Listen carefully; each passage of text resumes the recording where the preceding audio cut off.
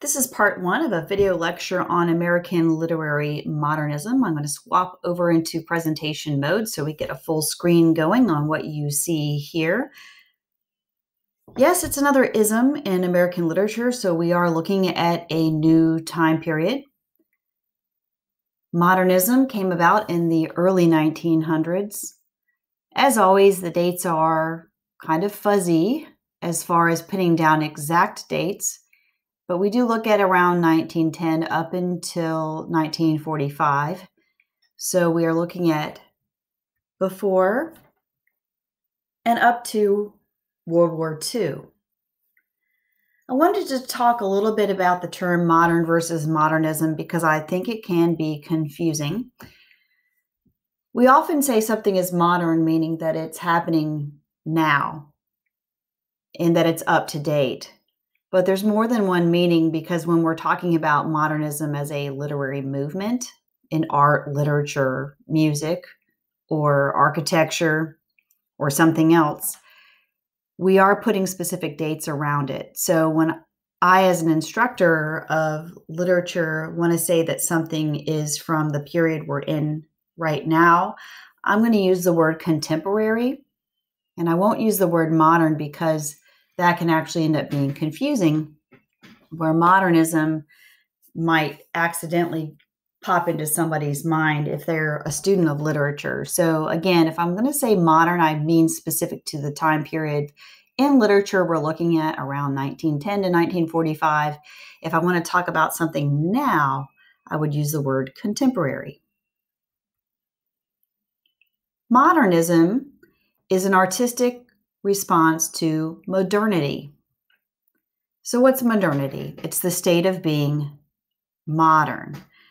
Well, that's even more confusing since I was just talking about the difference between modern and contemporary. But for the sake of the literary movement, we're talking about the modern condition at the time this literary movement came about, the early 20th century. So modernity in the early 20th century was a response to industrialization, among other historic factors that really changed dramatically the way that people lived. What was going on around this time? The United States entered World War I, 1917 to 18 are our dates for that.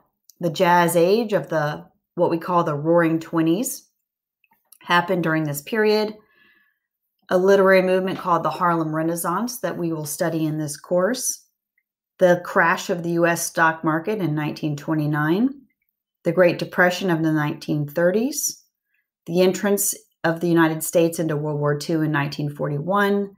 The surrender of Germany, the dropping of the atomic bomb, the rise of communism, and the fear of it. So this time period encompassed a large amount of historical events that you may have learned about in a history course, or depending on what your schedule is at ODU, you might even be learning some of these things now in a history course. In literature, modernism emphasized borrowing from the past and art as a product of historical processes. Modern artists, modern with our capital M here, believed in casting away of convention of form, of theory and belief systems. We see that in most of the things we've studied so far this semester, that each literary movement that we look at in our course is a reaction and a departure from the literary movement that came before it. So we see these dramatic pendulum swings. Think of a pendulum on a clock swinging back and forth. So we kind of swing one way and then we'll swing the other. So with modernism, we see some characteristics of romanticism start to creep back in. I'll talk more about that in a minute. But we also have borrowing as a part of all art. So all art will involve borrowing. It can never just react to what came before it. Let's get a little bit more concrete so that we can understand what we're talking about.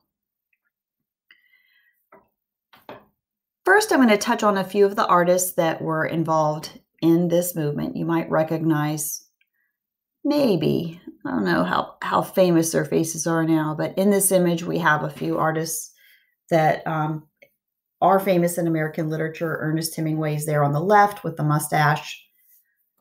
He was friends with F. Scott Fitzgerald. Gertrude Stein is another famous name. And they left America because they felt like America wasn't giving them what they needed as artists.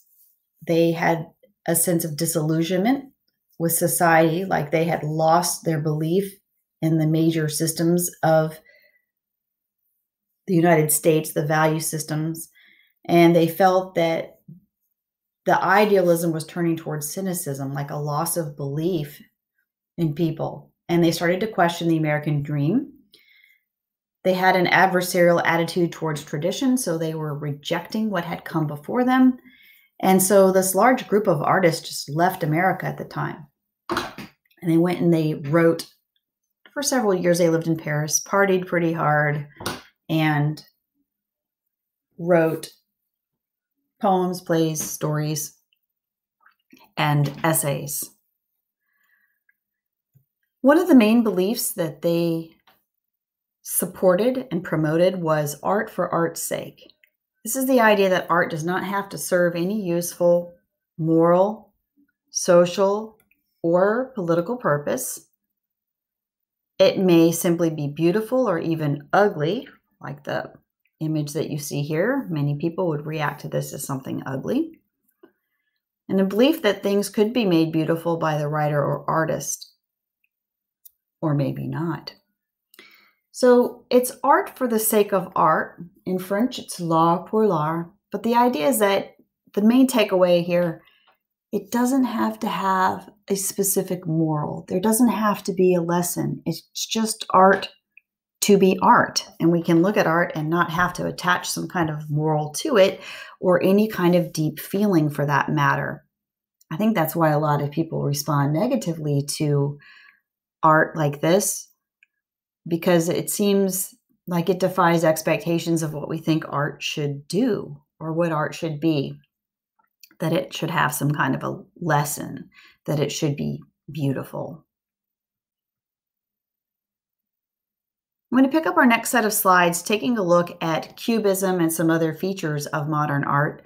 We're going to look at actual art, not just the poems in this class, and then we're going to end up relating it to the poetry that is assigned for this course.